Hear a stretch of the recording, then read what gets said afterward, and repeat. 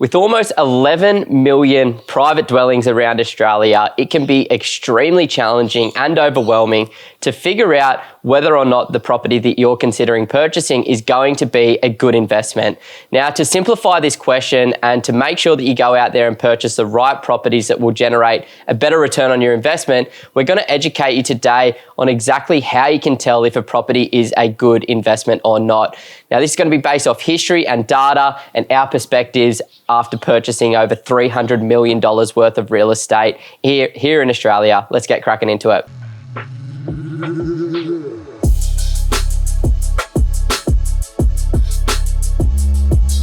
Now, for today's video, I've got my colleague Ben here, who has a lot of experience in finding really high quality investment properties. He's been buying properties for himself for over 10 years now, has bought 8 properties for himself along that journey, and has helped our clients purchase tens of millions of dollars worth of real estate in the Brisbane market. So it's safe to say we are in the experts' hands here in identifying a really good investment property. So thanks so much for joining today, Benny. Really looking forward to breaking this one down with you. No worries, stoked to be here. Now, what we want to talk about is obviously the property level. So we're not going to go into too much depth about how to identify the right market, how to identify, the timing of those ones, because myself and Benny have done other videos where we talk about this stuff. But as you guys know, we are major metro market investors. These are typically the markets that outperform other locations over the longer period of time. We want to use timing to the best of our ability as well to ensure that we are buying a quality investment property, because generating some short-term gains always feels a hell of a lot better. But, in Australia, I think there's over 13,000 different suburbs out there. So it can be really tricky to identify which one of those suburbs we should be looking at. So once you've identified the right market, you've timed that one correctly, and you're at that suburb level looking for the right property, what are some of the things that you look at the very beginning of the phase at that suburb level to ensure that this is going to have a property within that suburb that's going to represent value? Yeah, it's a good question, and there's like you say, there's plenty of suburbs throughout Australia to choose from. So obviously, picking your market and be able to break it down to at least the state level and the city level and that type of thing eliminates a lot of those straight up. So, yeah. But from a suburb specific perspective, there's a lot of different data points that we look at in the business, as you know. And it's a variety of things, the percentage of renters compared to owner-occupiers in a suburb. Obviously, those emotional owner-occupiers that are going to be nice and house proud, essentially, are going to drive property prices over time. The vacancy rates in the areas, which, if you're listening to the media at the moment, Australia's pretty tight in terms of vacancy rates all around. But we want to look for something that's likely to have a pretty sort of tightly held rental market longer term as well. It's good to have that balance there between the owner-occupiers versus renters, but then also the vacancy rates, because you could be buying a property in a suburb with 40% renters and 60% owner-occupiers, but at the moment, a 0.6% of a vacancy rate. So it's like, yes, there's more renters, so there's going to be more demand there, but there's also limited supply. So looking at those two things is obviously really, really positive. What other things are we sort of looking at as well? Yeah, and just to kind of talk further to what you said as well, like these individual data points are important, but how they all sort of fit together is equally as important. So, one suburb might have a more attractive, individual data set, but when we kind of expand it out to some of the other things we're looking, that's how we start to get a bigger picture. Okay. And some of those other things, obviously, median house prices for a particular suburb and what the median house prices are doing, in the surrounding suburbs as well. Weekly median incomes are quite important. Is there strong incomes in the area that you can see that these owner-occupiers and house-proud people are going to have the discretionary income to put into their homes and renovate, make them better over the time, pay more for them for whatever reason. So, that obviously plays a pretty significant factor into suburb selection as well. You really notice it in Brisbane as well when you drive through a suburb that's got a higher percentage of owner-occupiers with a higher average household income. You're like, oh, this suburb's baller. Like, this is a blue-chip suburb. But obviously not everybody can afford that. So I think when it comes to the right property, it's always going to be based on your budget. You really want to maximise the opportunity based on your budget, because not everybody can go out there and spend $1 million, as much as we'd all love to own properties worth $1 million. Unfortunately, we are sort of slaves to the banks as investors. Yeah, and we want to try and look at obviously just getting the best suburb and the best home in the best suburb that we can whilst working within those budget constraints. And I suppose one of the other metrics we look at that's cost specific aside is we look at some of the what the previous growth history's been like, and we compare that shorter term 1 to 3 year growth history compared to maybe what the longer term growth, like the 10-year average growth looks like, and that helps us to, it helps a little bit sort of see what the past performance has been and potentially what the future performance has been. Obviously no guarantees, but without a crystal ball, who knows? But it's just a nice metric to have a look at. Has this suburb performed well longer term? Yes. Has it performed well in the short term? Not so much. Well, maybe now's a good buying opportunity. Yeah, it's hard, right, to try and figure out and put that pinpoint on there because, you get some people that are saying property prices double every 10 years, but you talk to most property investors and their properties aren't doubling in value every 10 years. So it's good to know that there's certain things that we can look at the suburb level to put us into a position where we're going to have a high quality property because, as you said, nobody's got a crystal ball. Nobody can predict the future. But what we are trying to do is make the most educated guess with the information that we have. And that's what you're talking about, to dive into this data, to get a deeper understanding as to what it's like to be in that particular suburb. Some things that I find really important is obviously talking to the local agents as well, maybe talking to some locals going into a local business, maybe a coffee shop or a hair salon or something like that, because then you're going to get the real boots on the ground, feedback about what it's specifically like to live and work in that particular suburb. There's a cool, what website, is it Homely? Yeah, Homely that actually looks at the quality of a suburb where you can have your locals go in there and rate it. Now, is there any other things at the suburb level that you ideally want to be looking at before you're thinking about purchasing a property there? Yeah, so another good question. Yes, most certainly, obviously. Some of those things are, access to different amenities and different infrastructure is important. Obviously, employment opportunities, how close are you to the CBD, which, at least in the past, and who knows after COVID with all the remote work, at least in the past, having access to those employment centres where the big incomes are earned is going to be important, or at least, access to good satellite cities and that type of thing, or access to the transport facilities that can get you there without too much fuss. No one wants to be stuck on the road travelling hours a day if they can help it. Unless you're in Sydney or Melbourne. Yeah, exactly. And then, access to lifestyle things as well. So, beaches, cafes, that type of thing, good schools in the area. Yeah. So all of that is obviously super important. And that's why there's a bit of an art and a science to choosing these different suburbs and locations as well. Obviously, the science is the data points, like we spoke about earlier, and then there is a bit of the art to it in what does the area or the suburb feel like on the ground? Is there those house proud owner occupiers? Are there nice wide tree-lined streets and kids playing in the streets and that type of nice vibe?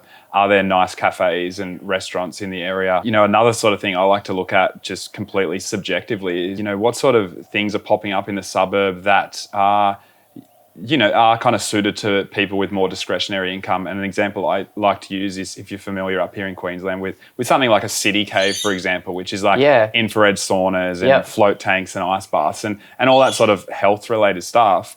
It's nice, but the demographic of people that are going to use that more kind of affluent person with the more discretionary income. So if that type of thing's moving into the area, then maybe that's a sign of things to come. Absolutely, man. I love that so much, like finding that balance between the art and the science. And that is investing, like it really is. But a lot of people are either very analytical or very emotional, and the analytical are just looking at the data. And it's better than looking at nothing, for sure, but you do need to get that emotional feel about any particular area. But then you get the other side of people that just make emotional decisions and they're not looking at the logic. So you need to find that perfect balance between the two of them. So say we've nailed all of those options, we picked the perfect suburb, we think that it's going to perform well moving forward.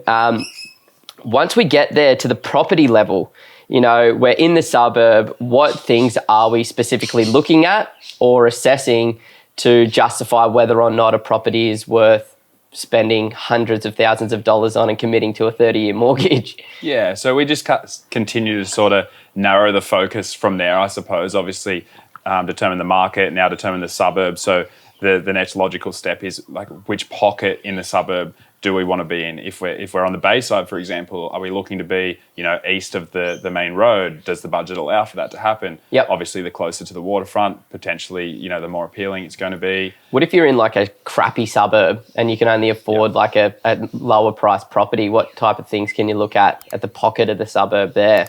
Yeah, just trying to nail the right streets within the suburbs still, like trying to find those nice, well-presented streets where there is those house-proud owner-occupier style person, or it doesn't even have to be an owner-occupier. There's plenty of tenants and that type of thing who like to, keep their house presented nicely, but you're just looking for that emotional appeal again. It sort of plays, like we were talking about earlier, into that art side of it, that emotional, something that presents nice, has a nice feeling, nice and quiet street, but still within decent proximity to public transport and to access into the employment opportunities and that type of thing as well. We don't want to be sort of hidden right out in the back corner if it's of the suburb, if it's going to be 15, 20, 30 minutes to anywhere, just to near a shop to get yourself some some milk and bread or something. Exactly. And I think it's it can be challenging, if you are investing interstate to figure a lot of that stuff out. It is good to have boots on ground and to physically drive through these streets to figure that out. But there is a more, I guess, an easier, maybe not an easier, but a better way to look at the pocket of the suburb when you're investing interstate or you're from out of area or something like that, because more often than not, you're not going to be investing in your backyard. Probably 95% of properties that you'll buy will not be in your backyard, because unless it's just the ideal investment suburb as well, but that very rarely does become the case. But you can actually look at the sales history on realestate.com. As you said, you already should understand the median house price. So maybe you create a map and you dot point where the sales have been around the median house price, maybe plus minus $50,000. And then you could put a different color for properties that are selling significantly below the median house price and significantly above the median house price. Because if you do that over a 12-month period with, let's say, 100 sales in a particular suburb, you can actually clearly see that there is better quality areas and lower quality areas. And this is generally, as you said, like the busier areas are going to have lower priced properties. The quieter areas are going to have more owner-occupier friendly things. So you can obviously look at that. Then, what other things are you looking at the specific street level or property level, when you get to that point? Yeah, so just to talk on that, that's a good point that you can jump on realestate.com. And the thing is that what you want to do is try and do it a little bit more methodically, like you said, and jump into that sold section and spend some time going through and identifying which pockets of the suburb are potentially more valuable and which pockets maybe not so much, and why that is. So a lot of the diligence that we're doing in the background within the business, as you know, they don't necessarily present on realestate.com. Sometimes it's hard to see, is this property backing onto a cemetery? Is this property backing onto a school? Is it a main thoroughfare between two busy roads? Is there lots of housing commission in the street? Are we next to or in close proximity to power substations and high voltage power lines? And there's all these little nuances that they do affect the value of the property. And whilst if you spend that time going through the sold section on realestate.com, you could identify those more valuable and less valuable pockets. Sometimes it is hard to see why, and they're just a few of the different bits and pieces of due diligence we're going on within the background just to identify whether that pocket of the suburb is going to give the best chance of outperforming longer term. Absolutely, due diligence is so important. And then I think something that's so hard for property investors in specific, like when you're talking about crypto or trading the stock market, you can clearly see your return on investment. But with property and leverage and it being such a long-term asset, the challenging thing is that everything's worked. Everything has gone up in value over time. So people feel as though they can, just go out there, buy any old property and it's going to perform the best. But we're investors. And as investors, we want to generate the best return on our investment. So you need to look at all of these different nuances because it will impact that long-term return on investment. And if you're spending $600,000 on a property, and if that property you hold for 15 years and you go out there and you accidentally buy underneath the power lines on a main thoroughfare, it could cost you 1% to 2% capital growth compounded over that 15-year period, which on $600,000 equates to hundreds of thousands of dollars in lost capital growth. Now, today that might not feel that important, but I'll tell you what, in 15 years' time, an extra $230,000, that's a lot of years of financial independence. So these little nuances are overseen too often, and it's what holds so many people back from being able to, become the most successful investors. So thank you so much for talking through all that. I think it's so important and not talked about frequently enough. But then once we get to the house level, what are the ideal things that we're looking for? Now, once again, it's got to come to the budget, right? Yeah, It's got to come to the strategy. For me, I'm an active investor. I'm going to buy renovators. I'm going to buy the worst house on the best street. But majority of the people that we work with, especially our interstate investors, hate that. So what are some of the different things that we're looking at the house level? Yeah, exactly as you said, being clear on that strategy from the get-go is going to be super important. Then we know we're looking for, a renovator, for example, and that might get you into some, like you said, maybe it gets you into a better street or a better pocket of the suburb for the same price point, because that quality of the dwelling or the home that sits on top needs a bit of love in the future. Maybe that's not your strategy and you just want a really nice, low maintenance sort of set and forget home that's going to rent really well, and you don't have to think about it ideally for 10 or 15 years. So having that strategy is obviously important. Once you've got that nailed, then again, if we're looking for that renovator style property, how carried away do you want to get? Because if you just want to do a cosmetic renovation or something like that, then the existing floor plan is going to be very important. You don't want to have to go through, moving structural walls or adding bathrooms and bedrooms and things like that. So knowing how active you want to be is obviously going to play into the factor as well. But from just having a bit of a broad look at what we're looking for, just again, that nice appeal, which is going to start from the street, a nice attractive front facade or something that could become that. Usually that means a nice wide frontage. So where we can, trying to stay away from those little narrow blocks at the front where the home's kind of hidden away there. And that might be that might be set up like a right of way or, like a battle axe block or something like that. Exactly. And then overall land size is important.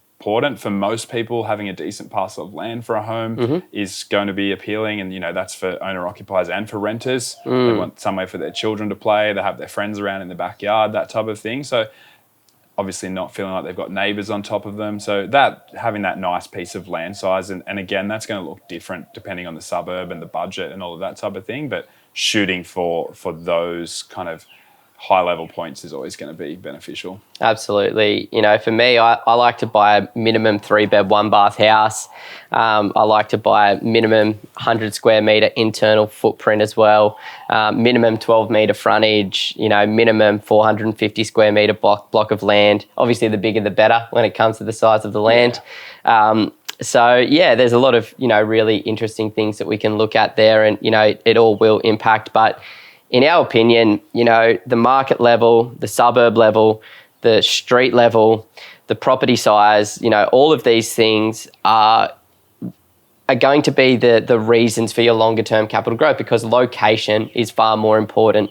As you said, there's so many different ways that we can add value to a house through minor cosmetic renovations, more significant renovations, more major structural renovations or knockdown rebuilds. So what you can always change with money is the house, but what you cannot change is the land. Agreed. Unless you're fortunate enough to buy into a development site, but that's a whole nother cruel beast that we won't talk about today. So, nailing that location is so important. And I think some people do get too fixated on the house. They worry too much about the curtains, the wallpaper, the painting, the, dirt in the backyard, all of these little things that with a handyman you can fix. But they oversee the value of the street, the value of the size of the land, the value of the location within the city. And, all of those things are going to make you far more money because the power is in the land, not what's sitting on top of it. Now, is there any final things that you would add, just from your personal experience after talking with hundreds of investors and being quite active over the last 10 years? Is there any other things that you'd like to add about how to find a really high quality investment property? I think, to be honest, it just comes back to being very, very clear on, on your strategy and the big rocks, what's most important to you, because obviously for the most part, people are working within a budget. And there's a few things you said there, like, I personally am on the same page as you. The home can always change. The land's going to be the fixed component. So I'd probably, personally, I'd err towards trying to get the best piece of land in the best location I can, and worry about the house as an afterthought. Obviously, you've got to take into consideration what the rental return might be based on, your cash flows and all that type of thing. So there's plenty to think about. But the thing is, if you know your strategy and you know what your big rocks are and what the most important, 5 to 10 things are for you when you're looking for a property, then that helps you know what you might bend a little bit on, just to fit within those budget constraints as well. Because chances are, unless you've got a couple of $1 million to invest, you're going to have to make some sort of small sacrifice somewhere along the line as well. Absolutely. I always say property investing is more about what not to buy than what to buy. Yeah. And, that process of eliminating markets, eliminating suburbs, eliminating properties, it just enables you to focus on the big rocks and what truly matters and what's going to get you what you want long term as well. So I really appreciate you jumping on today. Now, we do run a buyer's agency here at Pumped On Property, where we help a small number of investors enter into the Brisbane property market every single month. Now, if you are in the market at the moment, or if you're strongly considering purchasing an investment property at some point over the next 6 months, then we would love to offer you a free one-on-one strategy session. What you need to do is head over to our website, www.pumpedonproperty.com, in the description below, and follow the free strategy session links to lock in a meeting with myself, my brother, my sister, and we'll be able to talk about exactly where you're at right now, where you're looking to be in the future, what's currently been holding you back, and we'll help you understand the property investment goals. So we'll be there to act as that soundboard for you, to point you in the right direction so you can go out there and smash it yourself, or become one of the small number of clients that we work with each month, where you'll be working with our team, and we'll help you understand all of these little nuances. We'll help you identify the right property. We'll help you implement the right strategy that will hopefully generate the best return on your investment, to ease those pains and obviously set yourself up for a really good financial future. But anyway, thank you so much for listening today, guys. All we want is the best for you and for everybody to make better investment decisions. So hope you've learned a thing or two today. That's a wrap. Getting cool, bro. Yeah. Oh, sweaty. So sweaty.